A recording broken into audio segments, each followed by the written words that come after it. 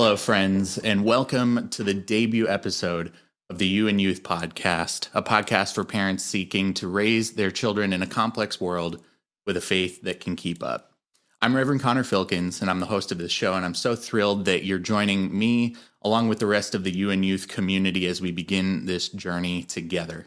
If you haven't already found us on social media, we are on Facebook, we are on Instagram. You can find us at You and Youth Pod. That's YOUANDYOUTH Pod on Instagram.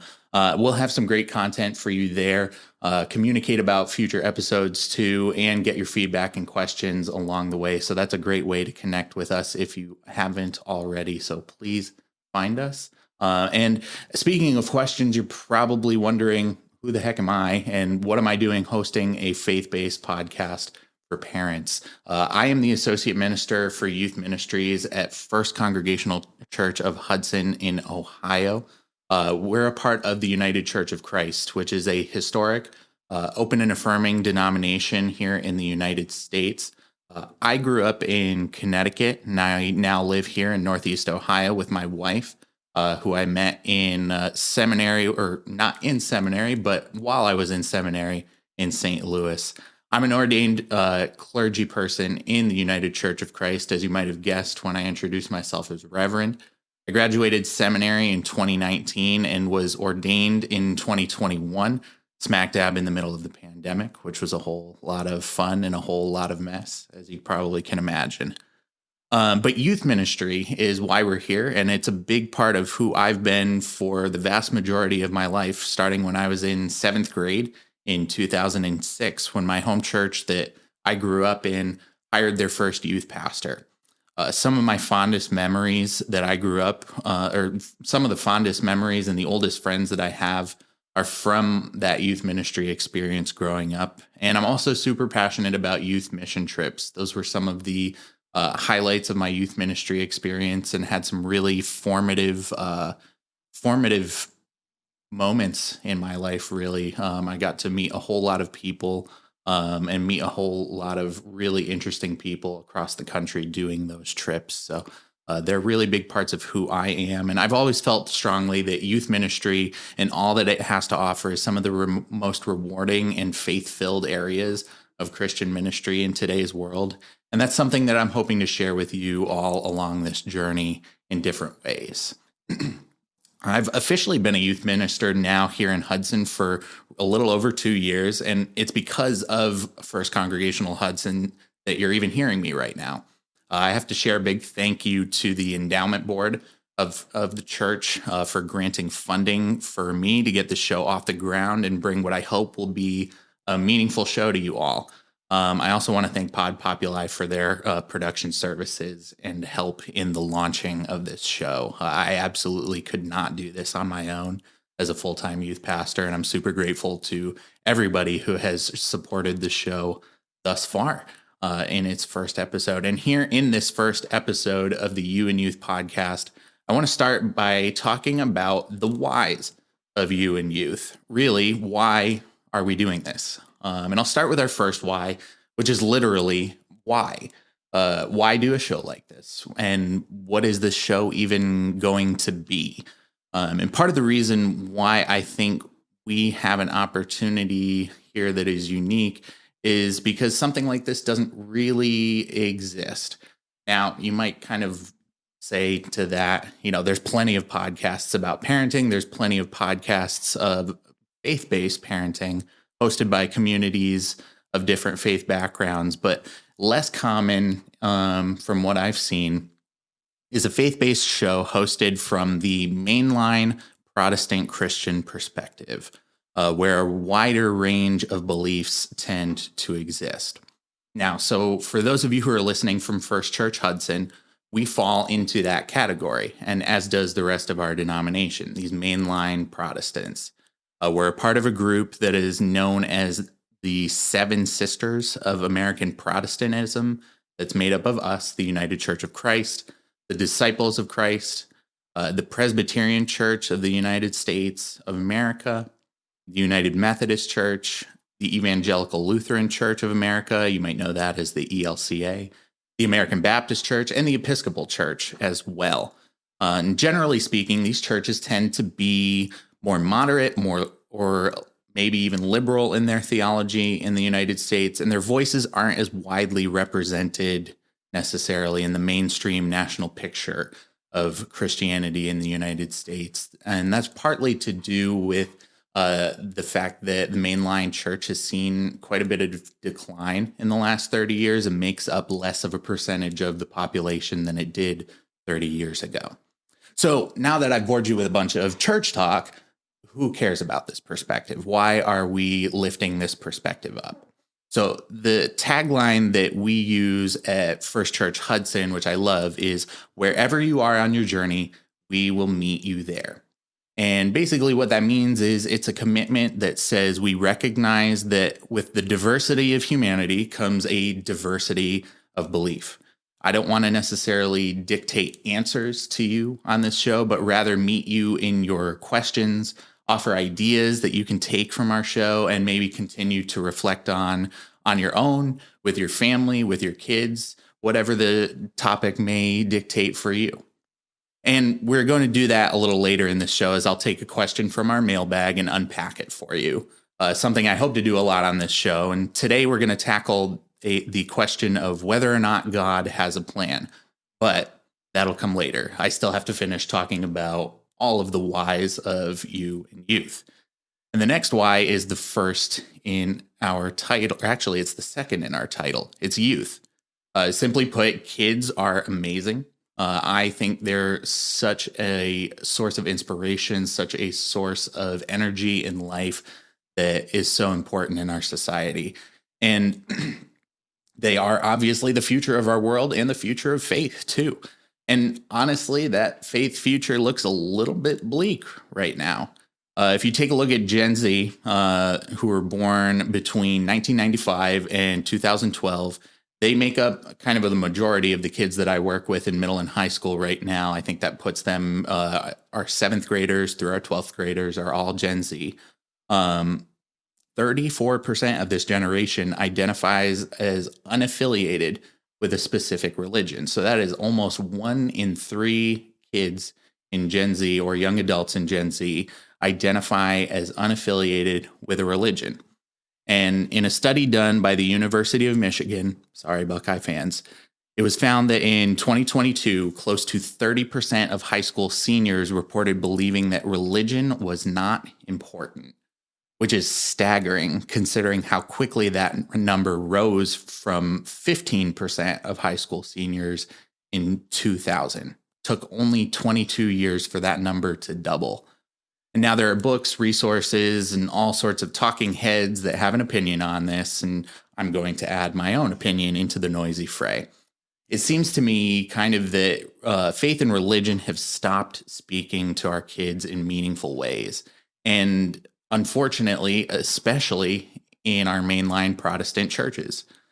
Dr. Ryan Burge, who is a favorite social scientist of mine, and Dr. Jean Twenge, who is another sociologist that I follow pretty closely, both feel that technology and individualism play a role in kind of the massive shift that we're seeing. That shift away from identifying with a religious group and kind of being okay with not really having a religious identity.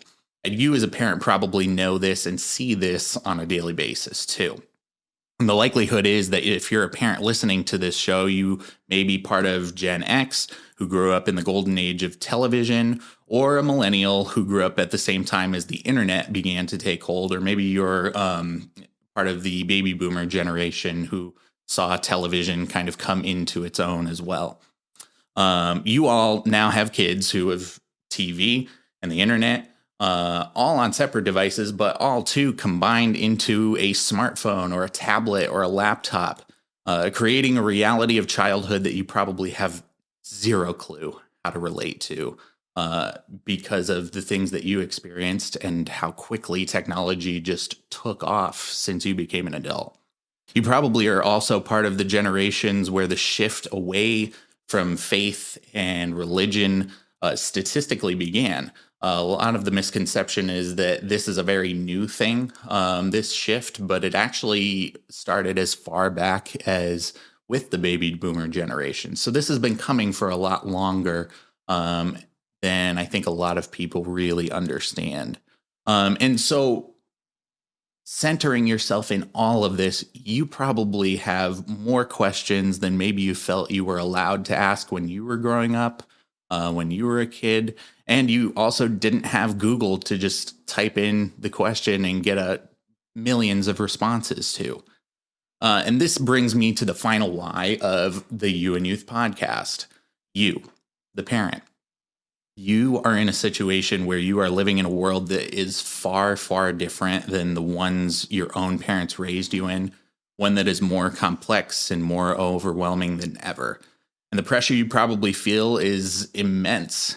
And as a parent, beyond faith and religion, just as a parent alone is probably an incredible amount of pressure given all of the things that our kids experience right now. And so when you focus on your kid's faith, that's a topic that can just be too intimidating for you to want to handle. Now, I'm going to say something that might be a tough thing to hear, but I want to challenge you with this. And this is part of the hope with this whole podcast, is that this will challenge you to take a more active role in your kid's faith upbringing. Because the most important person, the most likely person to have an impact on your child's faith is you. I, as a youth pastor, can have a huge impact, but that's only if you prioritize faith in your family too. And this podcast is a tool that we hope will help you do that.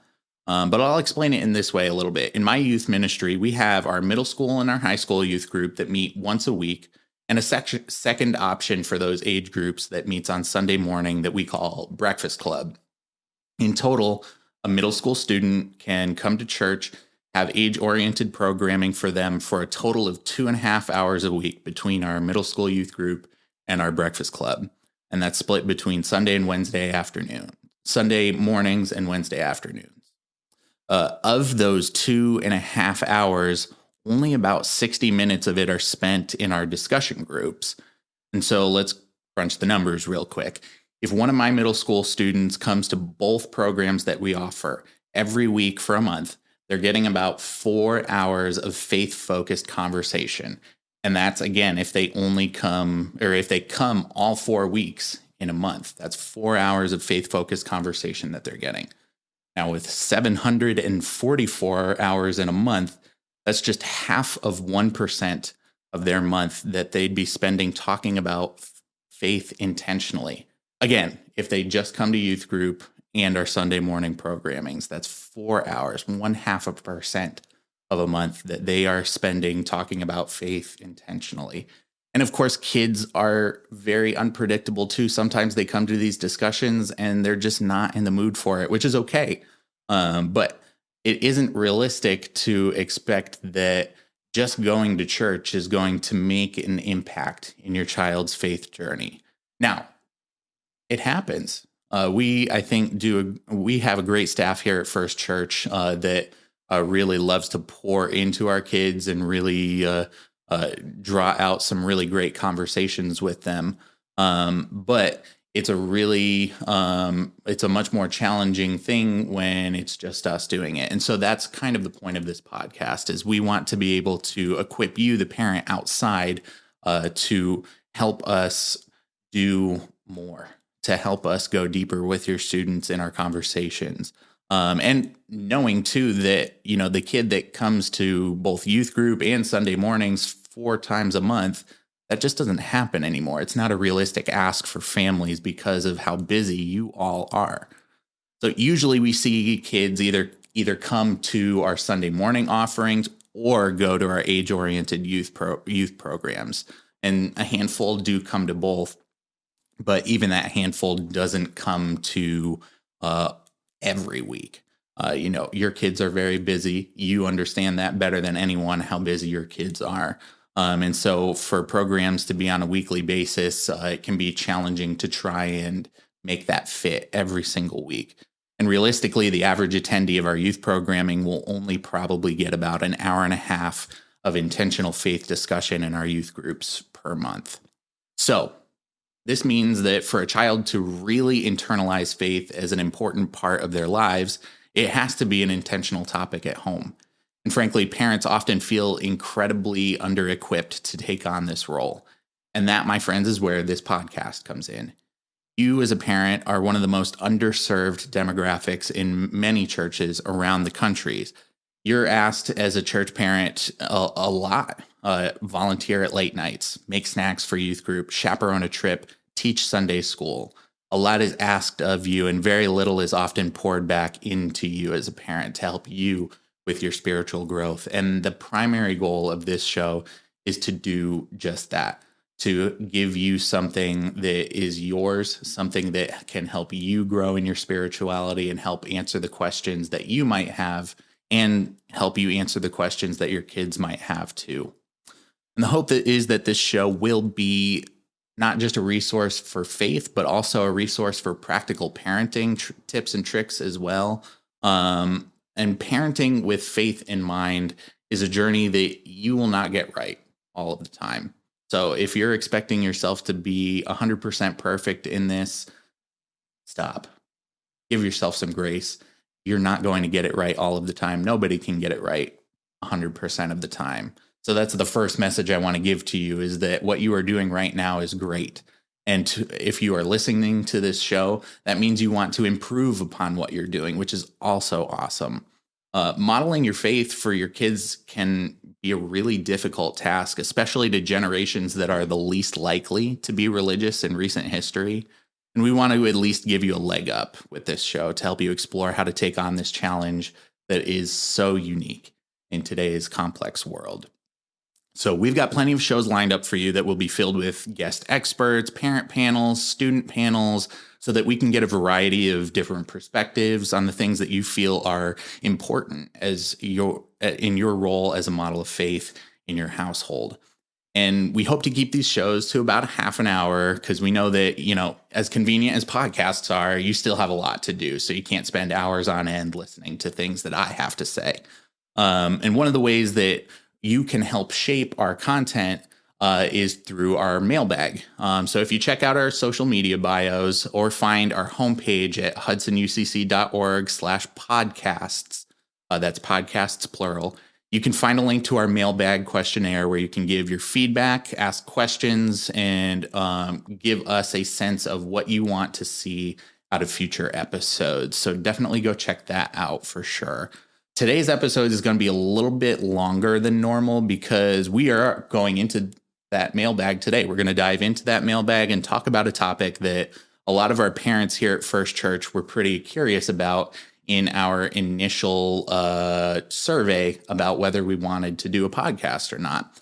And that topic is that idea or question of whether or not God has a plan and what that plan might look like. This one is definitely an interesting one, and as you might guess, it's not that simple. Black and white, not a yes or no question. And a lot of the questions that we'll tackle on this show are not black and white. When we ask this question, a lot of different questions come up, like, is God all powerful? Do I have any real influence in my future, or is it already pre-written for me? Where does my free will play into all of this? And a lot of these questions are tackled in a movie that I really enjoy that's called The Adjustment Bureau. It was released in 2011, and it stars Matt Damon and Emily Blunt. You may know them. Both recently starred in Oppenheimer. So if you've seen that, you know who I'm talking about.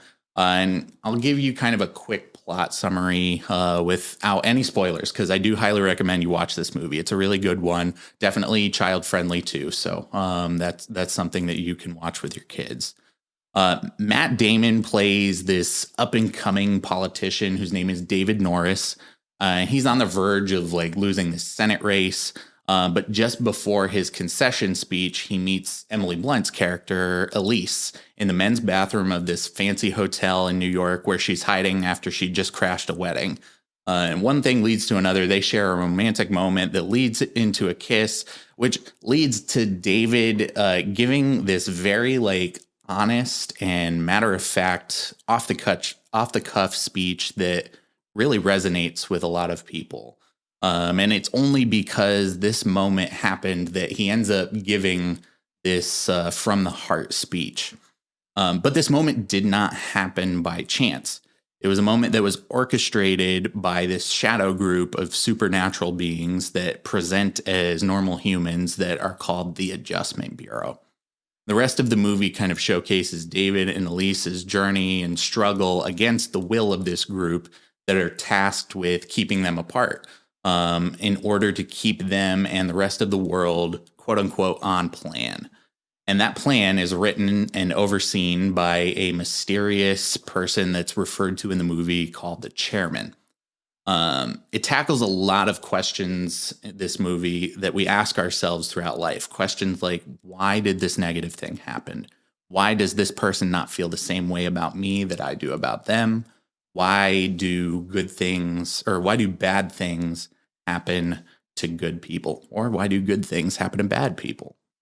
These and other similar questions are ones that teenagers are especially wrestling with internally as they try to figure out what is under their control and kind of also wonder who controls the things that they can't. Now, I'm going to preface this. I can't guarantee that I'll give you a satisfactory answer to this question, nor do I want to just give you the answer. But as with any topic on this show, we're going to explore questions. We're going to explore the different things that come up. And I'll offer things that I personally think might be helpful for you to think about for you and for your child.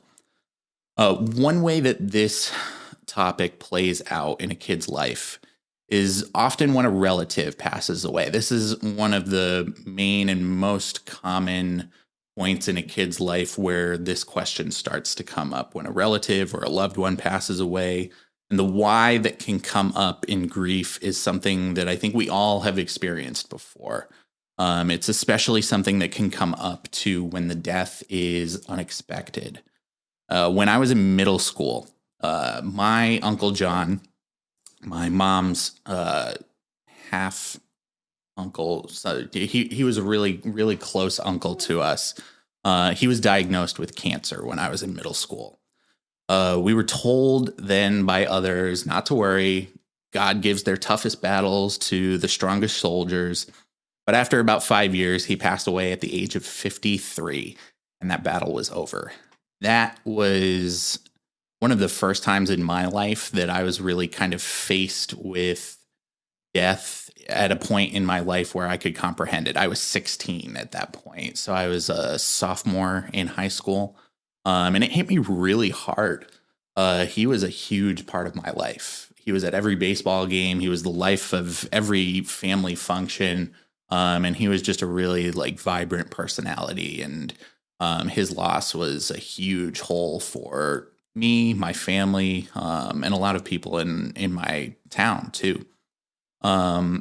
At that point too, I was in the middle of my super youth grouper era. I was a church kid through and through by then, but I had no clue why God would do such a thing. It was around that time too that I heard, kind of for the first time that I can really remember, somebody tell me that, kind of this idea that everything happens for a reason. God has a plan. For some, hearing this can be a real source of comfort. And if that's you, that's awesome. I love that. I really want to promote what works best for you. I don't ever want to say that you shouldn't believe this or you should believe that. So if this is something that works for you, that's great. But for me at that time, and for many kids that are experiencing significant grief for the first time, that response can often be pretty unhelpful for them.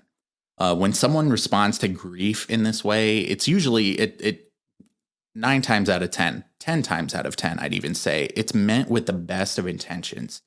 What they hope it communicates, this person that's saying this, is that while we may feel sad right now, God has a plan for all of us that is good. Something that I do believe in and I think is a valid and true thought. But when we respond to grief, often related to death, with the idea that everything happens for a reason, it doesn't necessarily always give us peace. It can get a little bit problematic because it starts to create more questions. Without putting it to words, it assumes that God or whatever divine power you might believe in caused this death to achieve another purpose, and that we shouldn't grieve. Sometimes it invalidates that grief too. Sometimes we say it in a way that says, like, you shouldn't feel sad because God has a plan. And instead, like, we should focus on figuring out what that positive purpose is. I'll be honest, I was 16 when my uncle died. To this day, I am now 30. I couldn't tell you what the purpose or the point of my uncle getting cancer and dying was. If it had to happen, the reason why is still beyond me. And the reason I mention this is that believing that death and suffering has a purpose or achieves something can be a really dangerous theology for someone to adopt, no matter what age they are, but especially when you're still dealing with a developing mind. But really, it's no surprise that Christians kind of lean into this belief. We're taught that Jesus' death needed to happen, something that, not all Christians fully believe, but primarily that's kind of the surface belief, is that we are taught that Jesus' death needed to happen. We quote John 3:16 as proof that Jesus had to suffer and die for us to be able to go to heaven. And even though that's not quite what that's saying, that's kind of what we believe. I'm going to save that kind of rabbit hole for a different episode. So if that's something you're interested, definitely let me know, and we can do an episode on John 3:16 and this idea that Jesus had to suffer and die for us to be able to go to heaven. But so what I'm trying to really say is that if bad things or even good things happen for a reason, or if God intends for them to happen, then God's kind of got some explaining to do, given all of the things that happen in the world on a daily basis, all of these bad things that happen. It's a theology that's also been used by powerful people to explain the suffering of others that are less powerful than them, in order to maintain those power structures. But when we zoom in on ourselves, when tragedy and pain kind of hits close to home, as it has for me, and it likely has for all of you listening, the idea that these moments where we are experiencing deep pain and deep grief, the idea that these moments are a part of God's plan, at least for me, it raises a lot more questions than answers. And so I'm going to get biblical for a second, because I need to use my theology degrees somehow, man. But I also think that it might help give us direction within the questions that we're sitting with right now. And there's actually an entire book of the Bible that wrestles with these questions that you may or may not be familiar with, and that is the book of Job. That's spelled Job. So some of you might have been pronouncing it the book of Job. I definitely did that before seminary, so like you're not in a boat on your own with that pronunciation. So it's the book of Job. It's in the Old Testament, and Job's story is one that starts out pretty great for him. He's very wealthy. He's a man with a large family and a flourishing business. Things are going great for him. He has no reason to complain. But he's not just a man that's like got a lot going for him. He's genuinely a good person too. And he's described in the Bible as someone with, quote, absolute integrity. Absolute integrity. This man is like perfect for all intents and purposes.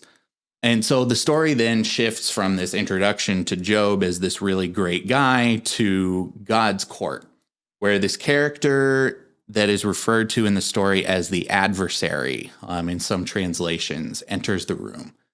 And the adversary is our translation of the Hebrew word Satan, which sounds an awful lot like the word Satan. This character is one of the earliest peaks at the person that some might believe to be God's absolute enemy in Satan. So I'm going to detour real quickly, do a little talking about Satan. Satan is depicted in pop culture, in a lot of modern Christianity, as a figure who opposes God in all things, where God is kind of the absolute representation of good. Satan is the absolute representation of evil. But that's not an entirely biblically accurate view of that. That's a theology that developed well after the Bible was written and canonized. But it's a belief that a lot of people have, so it's something we definitely have to tackle. The Satan figure, so I'm going to refer to Satan as this more biblically rooted character.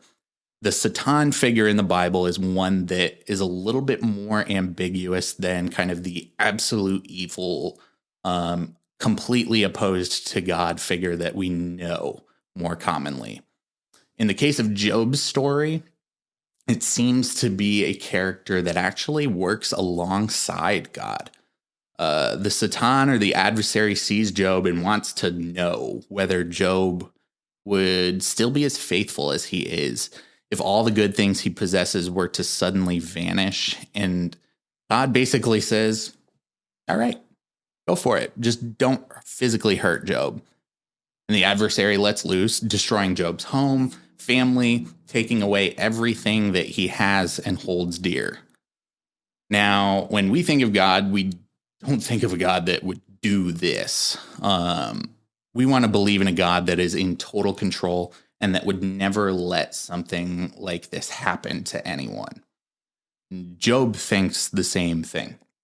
And eventually he confronts God about this later in the story, which we will get to. But first we come to a common idea that especially kids can often apply to their faith. And I see this a lot in our discussion groups at First Church Hudson, this idea of cause and effect. Part of this is rooted in where they are in their development. They're kind of moving from very concrete thought to abstract thought.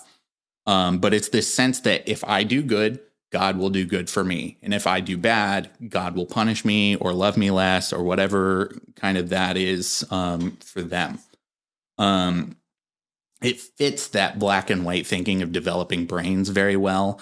And we certainly do want to encourage our kids to understand that doing good is the right thing and something that God wants us to do. So Job's story kind of tackles this idea of cause and effect in a way that is interesting. So Job's friends that are still left kind of come to Job in this moment of absolute tragedy. And they're not really being the most empathetic.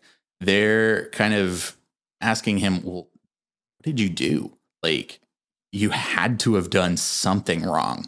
And that the death and destruction that you're experiencing is not anything other than God kind of sending back around what you put out into the world. This very karmatic theology, what goes around comes around. Job must have done something to earn this fate that he's experiencing right now. But again, if we look closer at the very beginning of the text, that's not what happens. Chapter 1, verse 12 and chapter 2, verse 6 of Job, God tells Satan, all that Job possesses is within your power.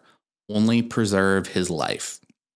Now, it's certainly not a don't you dare touch Job. He's done nothing wrong, which is kind of challenging to us who are listening to this. But it's also not a wholesale endorsement of what happens to Job either. And this kind of brings up this question of, is God really in control? And for the sake of a quick summary, Job puts God on the spot and asks God this question. And God gives an answer that actually challenges us quite a bit in what we've been taught about God, I think. Ultimately, Job is told that the world that God created is wild and more complex than we can possibly understand. Suffering happens in this world, not necessarily because God wills it, but because it is an imperfect place and a place that God doesn't necessarily want to interfere with anymore. If we think back to the story of Noah and the flood, God promises that God's not going to intervene in huge ways like that anymore. And there's also this kind of concession in the scripture that says that where God is saying that, what Job has is under the influence of Satan's power too. So it kind of alludes to this idea that God is a one divine being of many divine beings, which is pretty accurate of the early Israelite religion. They believed that they were believing in one God of many, and they were choosing to believe in this God. It was a very tribal faith construct back then. But so back to this idea of like God being in control. I once had a conversation with a mentor that went down this rabbit hole a little bit that I thought was pretty interesting, and I feel might offer something for you all as well.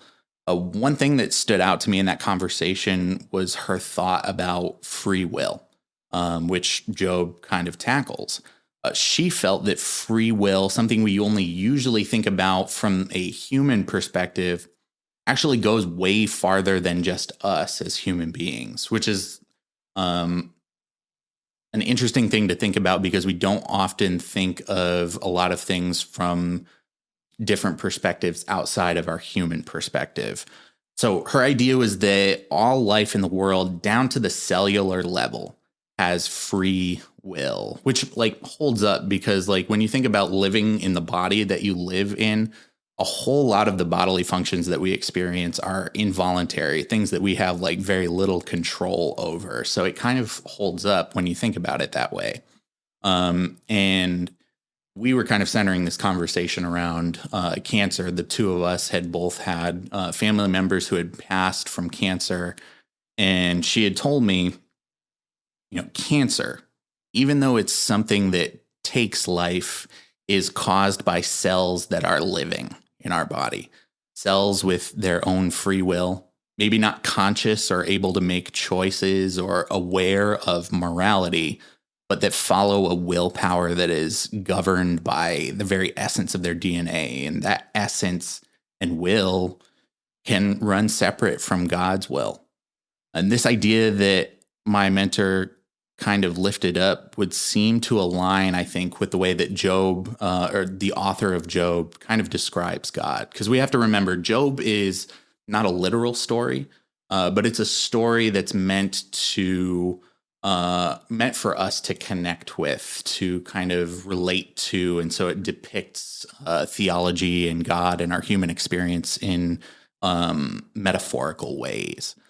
So maybe God did create this world, and in the creation of it, they set in motion all that is.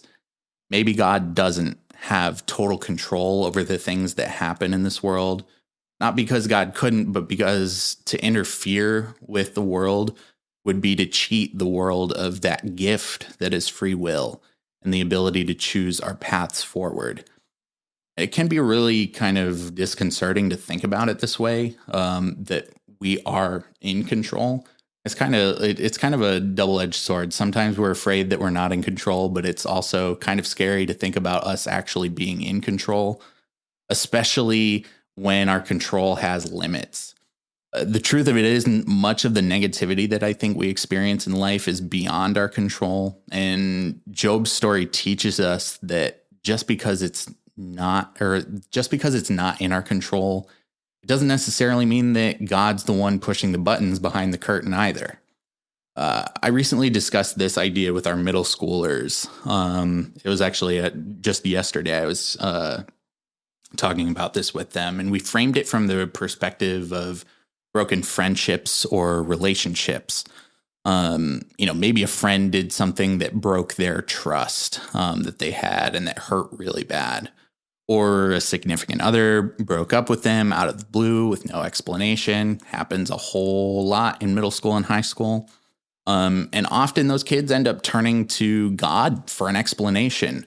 They have no clue why. So there must be something else that's more transcendent going on in this situation. And they end up asking God, kind of like Job asked, why did you do this? Or at the very least, why did you let this happen? And as we talked through the answers during that discussion, one of our students came to the realization that just because something was outside of their control, it didn't necessarily mean that it was in God's control either. Oftentimes we can like think about, free will just from our perspective and forget that there are like 7 billion other people on this planet that all have free will and all make choices every day, just like us. So those friends and significant others made choices that were born out of their own free will.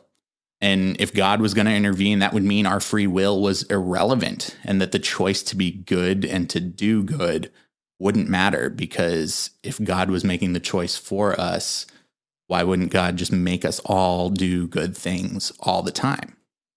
So in the end, Job learns that all of his questions were just simply the wrong questions to be asking to begin with. God teaches Job that suffering just simply happens, and that if we get too caught up in the why of it all, we may end up losing ourselves in it and miss kind of what's important in the world. And instead, Job is invited by God to a faith that encourages him to focus on the things that he can, in fact, control, and also feel the grief of the things that he lost. No matter how much 16-year-old me wanted my uncle back and 30-year-old me still wants that, I couldn't and can't make that happen.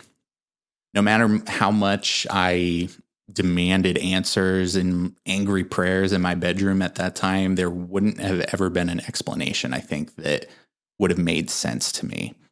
And what does make more sense to me now, many years later, is that there really is no explanation.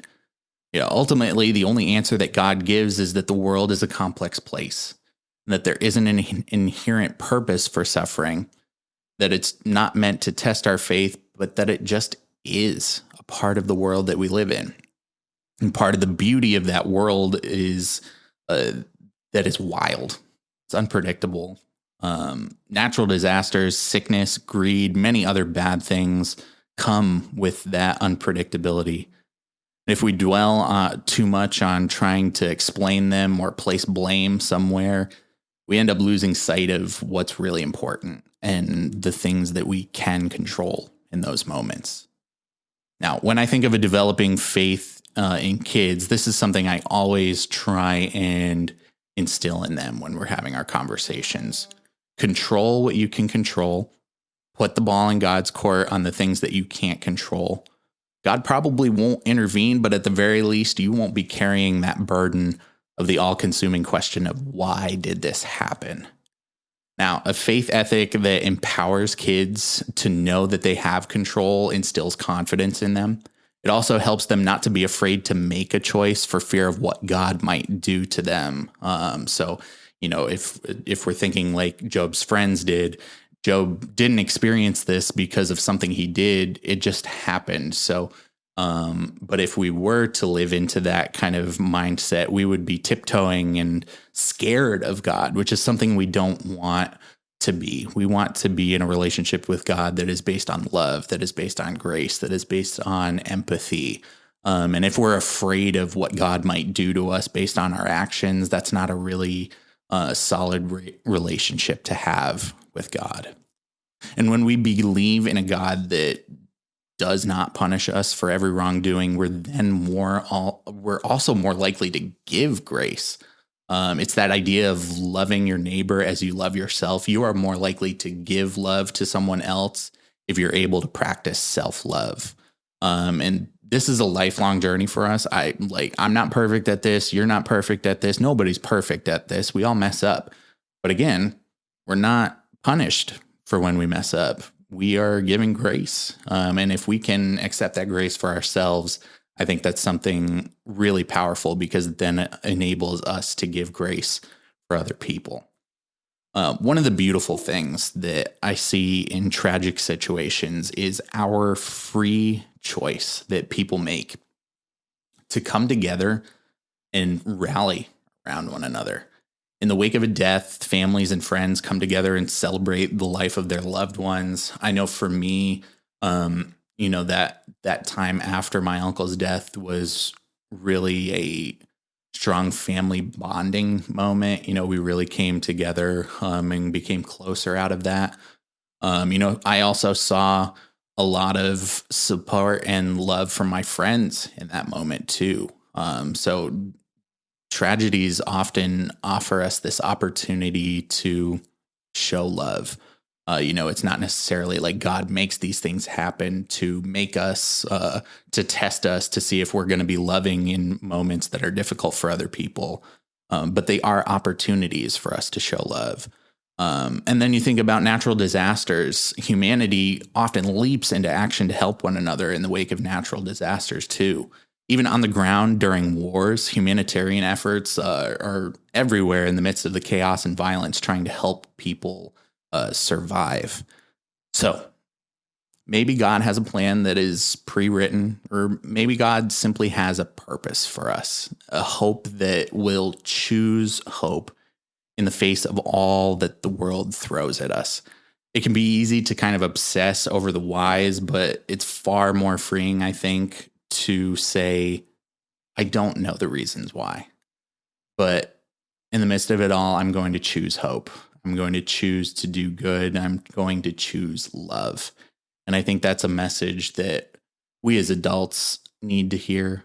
Our kids especially need to hear it too. And I hope that that's something that we all resonate with as we wrap up this very first episode of the You and Youth podcast. So friends, I am so thankful that you tuned in to listen to this very first episode, and I hope you got something out of it wherever you listened. If this leads to more questions, ask them. Again, we want our content to be driven by you and the things that you want to hear about. Whether it's a faith question that you or your kids have, or a practical parenting topic that you want to hear about, feel free to message us on our social media platforms or find our content feedback form at HudsonUCC.org/podcasts. So again, thank you so much for joining us today. I'm Connor Filkins. I'm the host of the You and Youth podcast, and we look forward to seeing you along this journey together in future episodes. Thank you, friends, and we will see you soon.